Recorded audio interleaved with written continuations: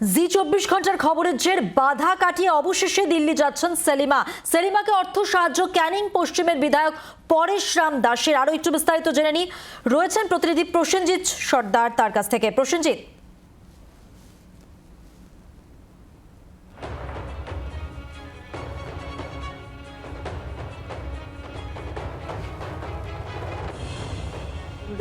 সেখানে তিনি লেখা পাঠিয়েছিলেন এবং সেই লেখা পাঠানোর পর লালকেল্লায় 15ই আগস্ট স্বাধীনতা দিবসে তার আমন্ত্রণ জানানো হয়।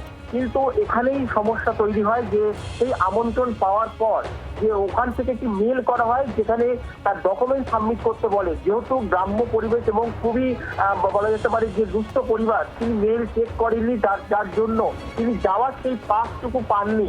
এরপরে কিন্তু আমরা জি 24 ঘন্টা সেই খবর কিন্তু আমরা সম্প্রচার করি গতকাল, এবং বিভিন্ন দপ্তর থেকে বা প্রশাসনের দপ্তর থেকে হোক বা রাজনৈতিক কোনো বিধায়ক বা মন্ত্রীর পদ থেকে তারা কিন্তু যোগাযোগ করে। কিন্তু সেই যোগাযোগ ক্ষেত্রে আমরা যে বিষয়টা যেটা আমরা দেখতে পাই যে তার সেই পাসটা যাতে হয় সেই নিয়ে কিন্তু বলা যেতে পারে ক্যানিং পশ্চিমের বিধায়ক পরেশ রাম দাস সহ বিভিন্ন প্রশাসনের লেভেলে যারা আছে কর্মকর্তারা, তারা কিন্তু সেটা সম্পূর্ণ করে এবং রাস্তেই তার পাস কিন্তু সিলেক্ট হয় এবং যাতায়াত যাওয়ার জন্য সব রকম ব্যবস্থা হয়। এরপরে যাতায়াতের যে খরচা সেই সম্পূর্ণ কিন্তু বহন করছেন ক্যানিং পশ্চিমের বিধায়ক পরেশ রাম দাস। তিনি এখানে আছেন। প্রথমে আমি বিধায়কের কাছে যাব। দাদা, এরকম একটি ছাত্রী যে প্রবন্ধ রচনা, তিনি লালকেল্লা যাওয়ার জন্য যে আমন্ত্রণ পেয়েছিলেন, সেখানে তার একটা যাওয়া অনিশ্চিত হয়ে গেছিল, আপনি সেটা ব্যবস্থা করলেন, কি বলবেন? এটা আমাদের কাছে একটা গর্বের ব্যাপার যে আমাদের ক্যানিং সাব ডিভিশন এবং সুন্দরবন একটা ইন্টোরিয়ার গ্রাম থেকে একটা উঠে আসা একটা মেয়ে, বিশেষত গ্রামের মেয়েরা আমাদের বিগত দিন আমরা দেখি যে পুরুষরা এগিয়ে যেত, ছেলেরা পড়াশোনা এগোতো, কিন্তু বর্তমানে একটা মেয়ে, সে একটা ভারতবর্ষের প্রধানমন্ত্রীর উদ্যোগে যে লালকেল্লায় 15ই আগস্টে যে কর্মসূচি হতে চলেছে সেখানে সে অংশগ্রহণ করেছে এবং সেখানে ডাক পেয়েছে। এটা আমাদের কাছে একটা গর্বের ব্যাপার। আমাদের পরিবারের একটা মেয়ের মতো সে যাচ্ছে আগামীকাল। আমরা তার পরিবারের একটা দাদা হিসাবে, গার্জিয়ান হিসাবে পাশে থাকতে পারছি, এটাই আমাদের জীবনের সবচেয়ে বড় ব্যাপার। আগামী দিন এই মেয়ে আরো ভালো জায়গায় পৌঁছাক, পড়াশোনা থেকে আরম্ভ করে জীবনের ভবিষ্যতে যাতে সে আগামী দিন উচ্চতায় পৌঁছাতে পারে, তার সমস্ত দিক থেকে তার পাশে আমরা থাকি।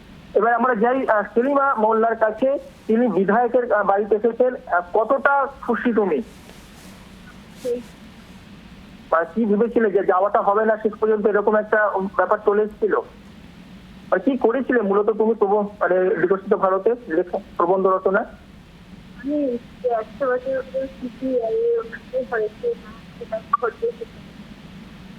এখন কতটা খুশি যে তুমি প্রধানমন্ত্রীর কাছে যে লালকেল্লা সেখানে তুমি উদ্দেশ্যে রওনা দিচ্ছ? ওনার বাবার সাথে কথা বলি।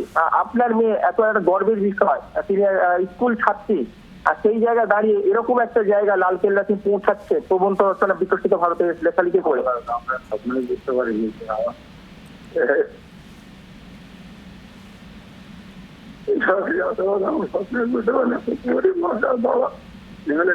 বলে আসছিল যেতে পেরেছি, আমরা যেতে পারছি, আমরা যেতে পারতাম না।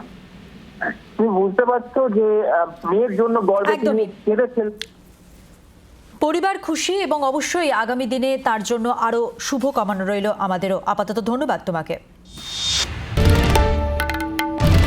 বাংলার আওয়াজ, বাঙালির আবেগ, জি 24 ঘন্টা।